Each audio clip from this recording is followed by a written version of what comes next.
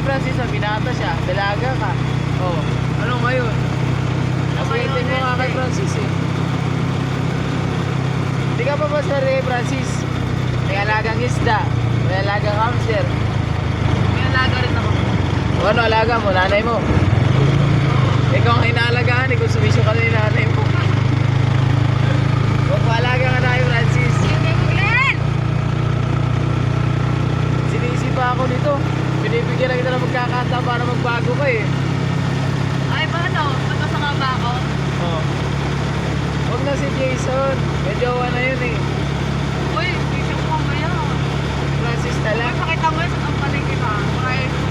Baburahin ko to. Masama amin ka lang. Tumigil ka, Chris. Ano na sabihin ko? Mamaya. Tumigil ka. Bigyan ka na lang. Ako lang Sabihin mo, sabihin malibre sa kanya. siya. Oo, sabi ko. Malibre. Sabi ko na sa kanya. Last day na lang. Pre, sabi ni ano dyan. Di ba last day mo na? Labas daw kayo dalawa. Magkakapi lang. O bakit? Masama ba yun? Oo. Dalawa lang naman kayo. Tama yun. Ayaw mo ba nun? Nililibre ka niya. Sa kanya gastos lagi. Ayaw. Hindi ako lang. Yun nga lang, magkaiba na kayo ng inom-inom. Yung sa kanya, Mekti. Yung sa'yo, kapi lang. Okay no? Ano Hindi nga? ka tulad na isa dyan. Kapalibre ako kain. Oy, nilibre kita. Ako nga, di mo Wala nilibre. ka. Ano hindi? Pero ni ano yun eh. Francis. Oy, sa Loma ha. Oo nga. Totoo nga.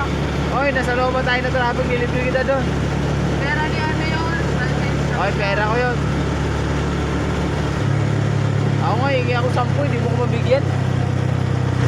O, wala na. Nag-cut na. Maray ba sa kampalengke?